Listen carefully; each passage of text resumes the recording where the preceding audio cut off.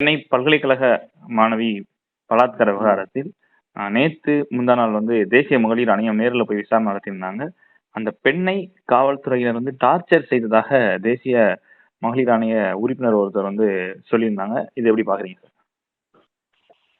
இந்த விஷயத்தை பொறுத்த வரைக்கும் தேசிய மகளிர் ஆணையின் உறுப்பினர் மம்தா குமாரி அவர்கள் தமிழக அரசை பல்வேறு கேள்வி கணக்கில் தொடுத்துள்ளார். காரணம் என்னன்னா, இந்த விசாரணையில் அவங்க மம்தா குமாரி அவர்கள் 7 மணி நேரம் பல்வேறு துறைகளை விசாரணை பண்ணியிருக்கிறாங்க. டிஜிபி அவர்களை சந்திச்சிருக்கிறாங்க, ஆளுநர் அவர்களை சந்தித்து கேட்டிருக்காங்க. அது பல்கலைக்கழகத்தில் முக்கியமான துறை அதிகாரிகள் எல்லாம் கூப்பிட்டு கேட்டிருக்கிறாங்க. இதன் பிறகு இந்த அவங்களுடைய விசாரணையில் இந்த மாணவியினுடைய எஃப்ஐஆர் காப்பி எப்படி நீங்கள் வெளியே விட்டது, லீக் அவுட் ஆடுறது மிகப்பெரிய தவறு. ரெண்டாவது, அந்த குற்றவாளியான திராவிட முன்னேற்ற கழக பிரமுகர்கள் ஒருவரான ஞானசேகர் என்று சொல்லக்கூடியவர் ஏற்கனவே ஒரு 15 வழக்குக்கு மேலே அவர் கைது செய்யப்பட்டிருக்கிறாங்க.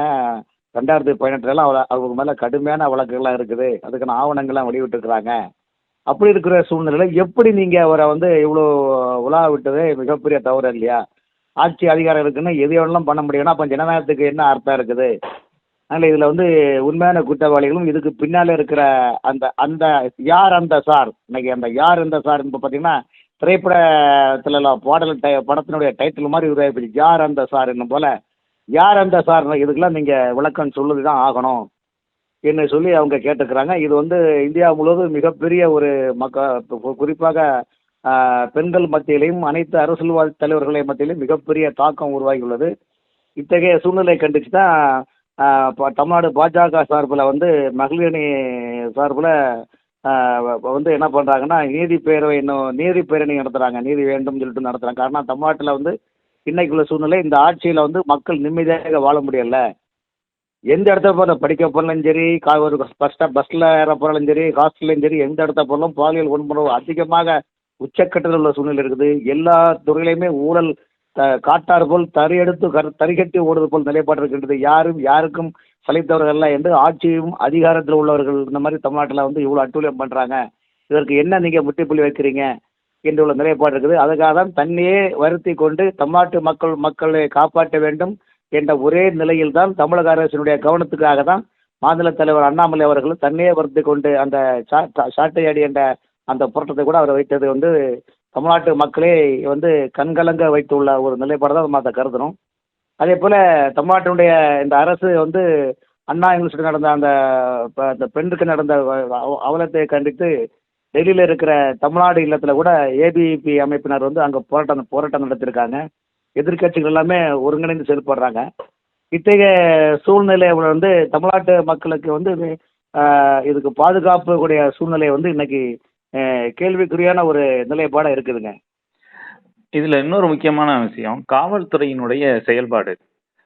ஆம்ஸ்ட்ராங் கொலை அந்த வழக்குல காங்கிரஸ் மாநில தலைவர் செல்வ பெருந்தகைக்கு மிகவும் நெருக்கமாக இருந்த அஸ்வத்தாமன் கைது பண்ணாங்க முக்கிய குற்றவாளியா. ஆனா அந்த வழக்குல அஸ்வத்தாமன் செல்வ பெருந்தகையை விசாரிக்கவே இல்லை. ஆனா பாத்தீங்கன்னா எப்பயோ பார் கவுன்சில் நடந்த சண்டைக்காக பாஜக நிர்வாகி ஒருத்தர் இரவு வரைக்கும் வச்சு விசாரணை நடத்தினாங்க இந்த விஷயம். ஆனா அப்படியே இங்க பார்த்தோம்னா ஒரு முக்கியமான குற்றவாளி 20க்கும் மேற்பட்ட வழக்குகள் நிலுவையில் உள்ள ஒரு குற்றவாளிய இரவு கூட்டம் விசாரிச்சு விடுவிக்க வேண்டிய அவசியம் இந்த இடத்துல காவல்துறைக்கு எங்க வந்துச்சுன்னு பாக்குறீங்க? திமுகவுடைய அழுத்தம் இருக்குன்னு பாக்குறீங்களா?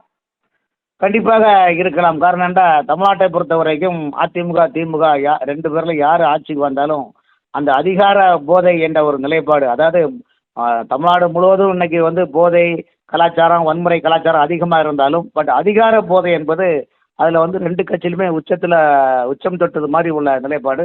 அதில் அதிமுக பொறுத்த வரைக்கும் அதிமுக திமுகன்னு பார்த்தா அதிகார போதைக்கு எதையாலும் செய்யலான்ற நிலைப்பாட்டில் திமுக அதில் 100க்கு 100% அதில் மார்க் போடலாம்.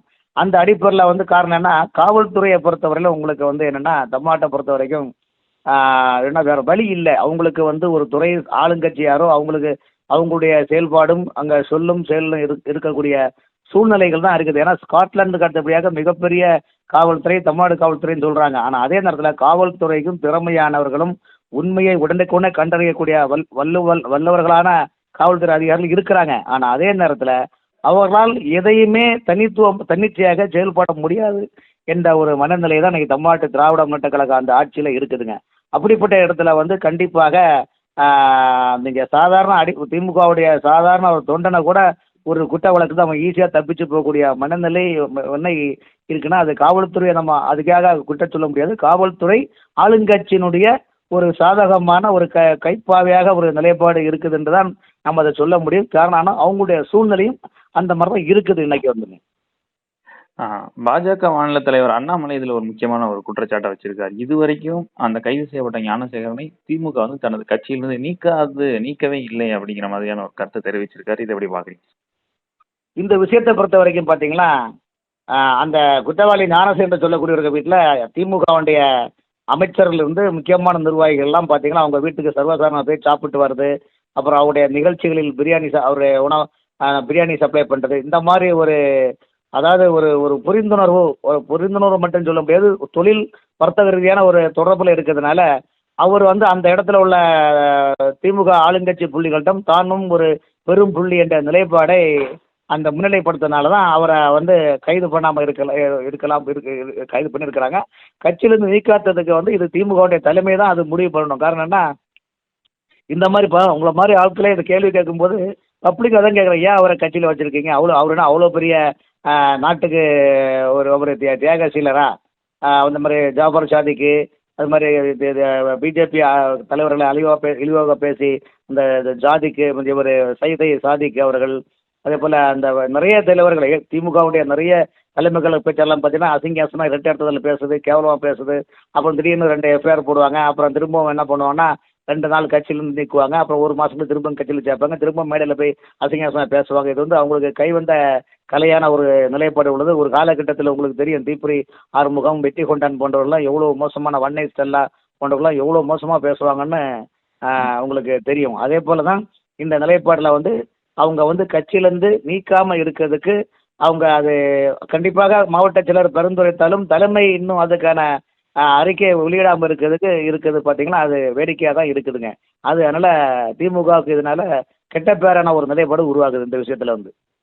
இந்த விவகாரத்துல இன்னொரு முக்கியமான விஷயம், திருமாவளவன் இதை பத்தி இது வரைக்கும் பேசவே இல்லை. ஏதாவது ஒரு சம்பவம் நடந்தா அதுல வந்து பலவீனமானவர்கள் பக்கம் தான் நான் நிற்பேன் அப்படிங்கிற விஷயத்த அவர் தொடர்ச்சியாக சொல்லிக்கிட்டே வர்றார். நம்ம இன்னும் பார்த்தோன்னா அந்த கனியாமூர் மாணவி தற்கொலை விவகாரத்துல அந்த இது அறிக்கைகள் எல்லாம் வந்து அந்த பெண் தற்கொலை செய்து கொண்டார் அப்படிங்கிற மாதிரி தான் வந்தது. குறிப்பா போஸ்ட்மார்ட்டம் ரிப்போர்ட்டா இருக்கலாம், இல்லைன்னா வந்து அடுத்தடுத்து மாணவிகள், அவர் கூட படிக்கக்கூடிய மாணவிகள் எடுத்த சாட்சியங்கள் இருக்கலாம். எல்லாமே அந்த பள்ளி மாணவி தற்கொலை செய்து கொண்டிருக்கிறார் என்ற இதை சொல்ற மாதிரி தான் இருந்தது. ஆனால் அந்த விவகாரத்தில் வந்து பாதிக்கப்பட்ட மாணவி பக்கம் தான் நான் நின்று பேசுவேன் அப்படின்னு திரும்ப நான் வந்து ஒரு மேடை பேச்சுல சொல்லியிருந்தாரு. ஆனா இந்த விவகாரத்துல இதுவரைக்கும் பாதிக்கப்பட்ட பெண்ணுக்கு ஆதரவாக எந்த கருத்தையும் தெரிவிக்காம மௌனமா இருக்காரு. இதை எப்படி பாக்குறீங்க? விடுதலை சிறுத்தையை பொறுத்தவரையிலும் இந்த திமுக கட்சியில் கூட்டணியில் இருக்கிறாங்க. அதே நேரத்தில் கம்யூனிஸ்ட் கட்சிகளுடைய தலைவர்கள் பாலகிருஷ்ணன் அவர்களும் சரி, இன்னொரு கட்சி தலைவர் கூட நேற்றுக்கு தொடர்ந்து தமிழ்நாட்டில் வந்து சட்டவிரோத செயல்கள் எடுத்து தமிழ்நாடு அரசை கண்டித்து ஒரு போராட்டம் நடத்தினா அதுக்கு காவல்துறை அனுமதி கேட்டாட அனுமதி கொடுக்கறது கிடையாது. அதே மாதிரி போனால் இது கைது செய்கிறாங்க. இது என்ன ஜனநாயக ஆட்சியாக இருக்குதுன்னு கூட்டணி கட்சியில் இருக்கிற கம்யூனிஸ்ட் கட்சிகளே கண்டிக்கிறாங்க. ஆனால் அதே நேரத்தில் விடுதலை சிறுத்தையை பொறுத்தவரையிலும் அவங்க ஏன் சைலண்டாக இருக்கிறாங்கன்னா, அவங்களுடைய இலக்கு வந்து திமுகவுடைய இலக்கு வந்து ஒரே அந்த கட்சியில் இருக்கிற ஆதவ அர்ஜுனாவை கட்சியில் நீக்க வேண்டும். ஸோ அந்த கட்சியில் அவங்கள நீக்கியாச்சு.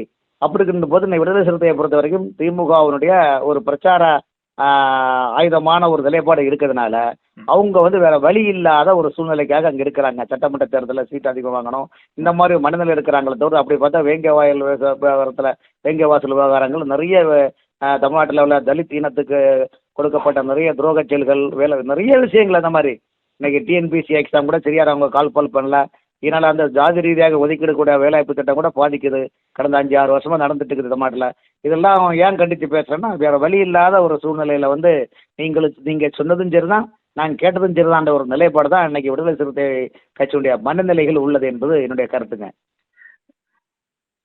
நன்றி சார். நன்றி.